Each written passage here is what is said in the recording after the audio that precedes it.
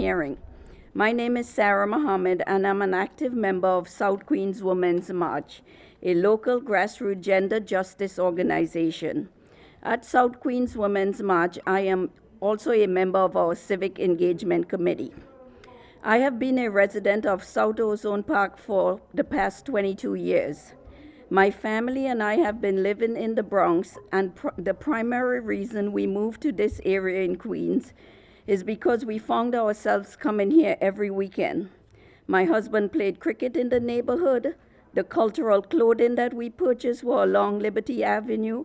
All my food supplies are purchased here, from the vegetable to the halal meat.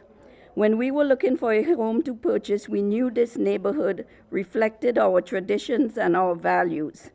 We have deep ties to this community of interest, specifically the Richmond Hill and South Ozone Park areas that are defined in the Asian American Legal Defense Fund Community of Interest map, which I'm submitting in my written testimony.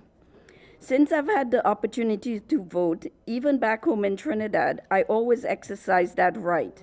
It was a value passed on to me by my dad, who also made voting a priority.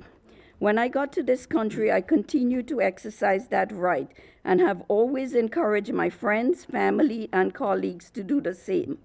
When it's time to vote, I call upon them and make sure they are registered or plan on going to the polls. Through my work with South Queens Women's March, I have also done street canvassing and supported my fellow community members to register to vote and to learn about upcoming elections. However, sometimes I think to myself, what is the purpose of doing this when we have never been able to elect a candidate of our choice?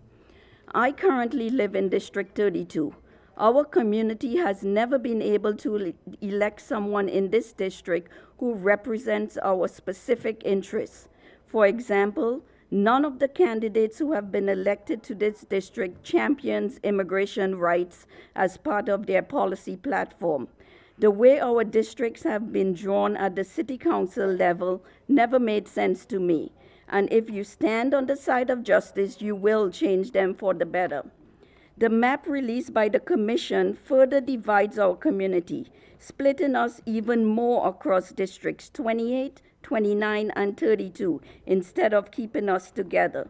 We are opposed to this map as part of the APA Voice Redistricting Task Force.